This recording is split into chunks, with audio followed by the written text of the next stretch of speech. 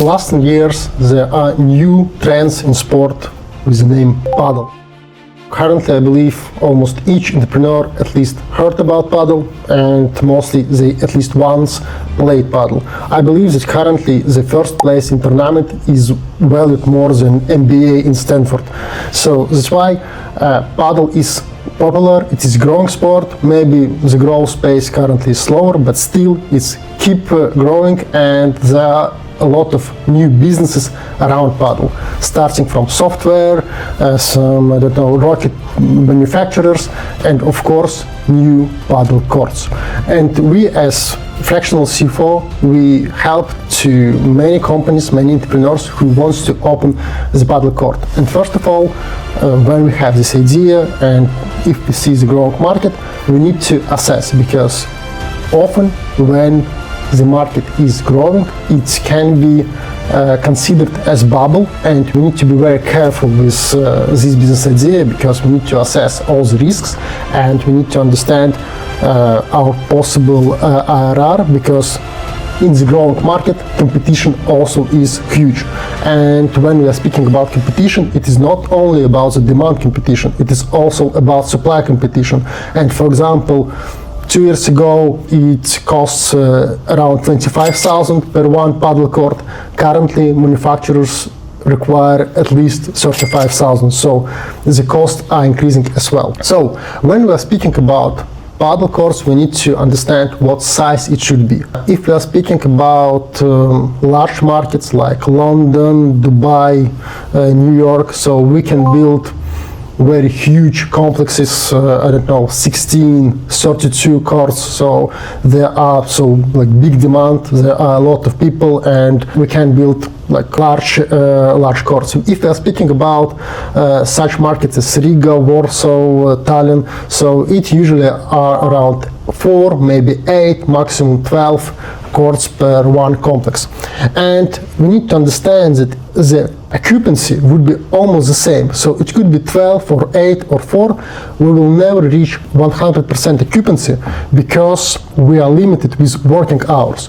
So there always would be peak hours where we need to reach 100% occupancy, and there would be some low hours, let's say 7 a.m., where we will have some people, but not all courts will be occupied. So, and the second hypothesis that we need to take into account is that we will have ramp-up periods. So even if we will invest a lot of money in marketing, still people will not book our courts from the day zero. So there should be some time while we will reach our target occupancy.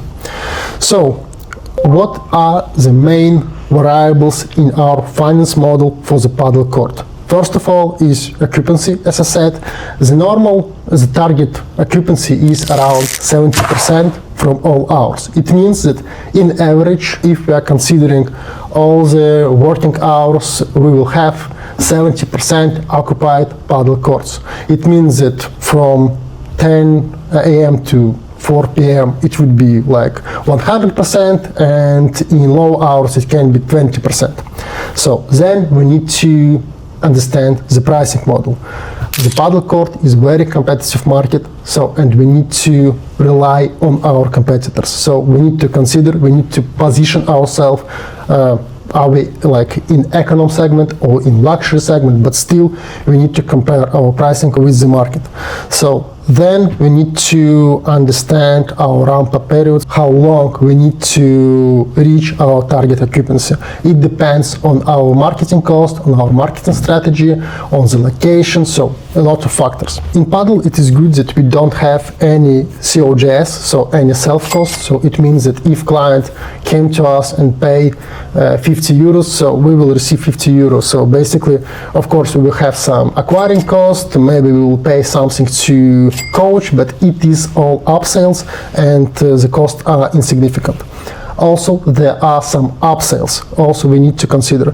Currently, I believe it is very beneficial when Padel courts is combined with bar function, so where you can drink some beer or water or whatever after the game, because it is extra revenue stream. Also, I believe almost in each paddle court there is paddle shop where you can buy some shoes, racket, t-shirts, etc. Or if you don't want to buy, you need to rent it.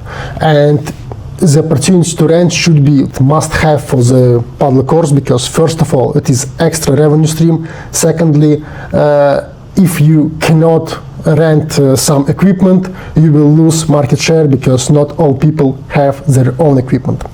So also very important revenue stream is your own coaches.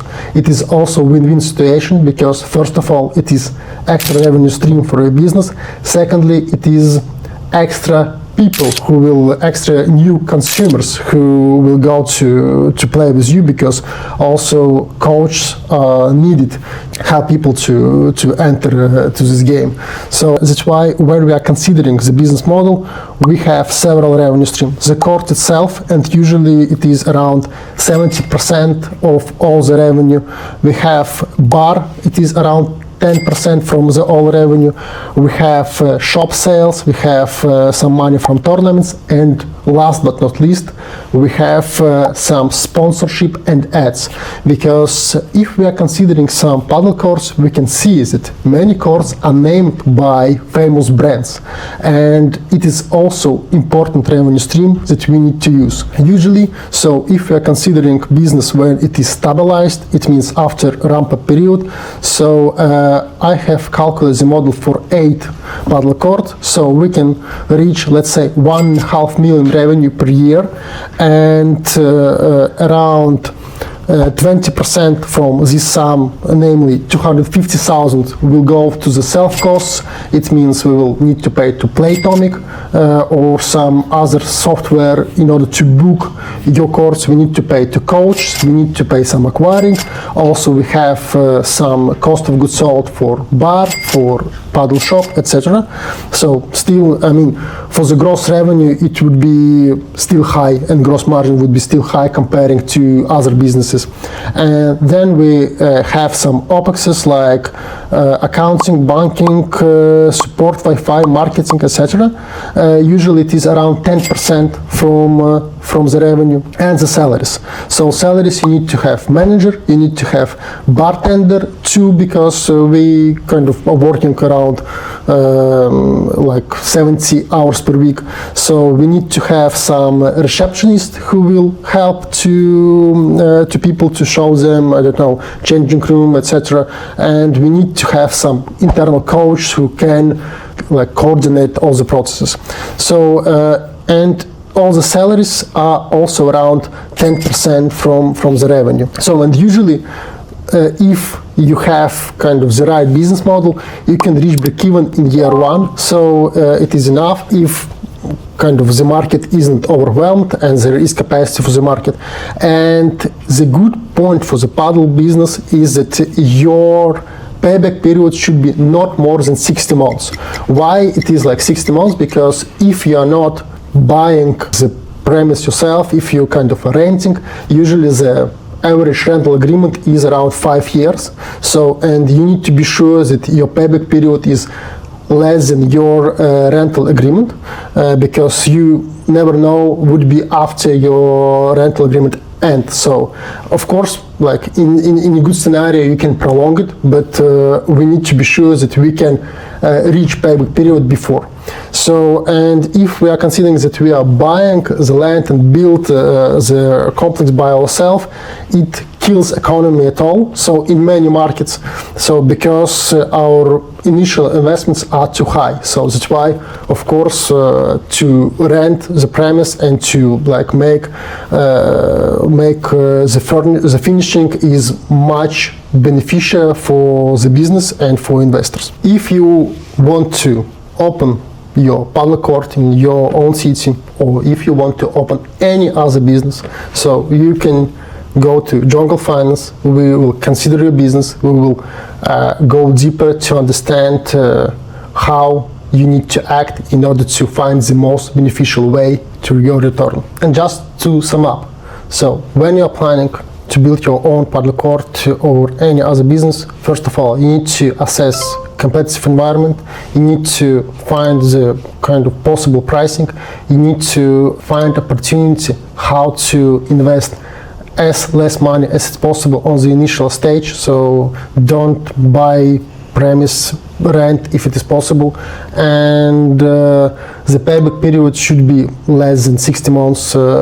It is kind of the market benchmark, and if you will do everything right, so you need to reach break-even on your first year. Good luck with your business. We have prepared a financial model template for you that you can download on our webpage absolutely for free. Also, if you have any questions about your business, you can book also free demo call with our fractional CFO, and he will consider your business and will help you to find opportunities to grow. Also, we will keep posting videos about business reviews, about any insights, how you can improve your financial planning. So please subscribe on our YouTube channel and we will inform you how to grow.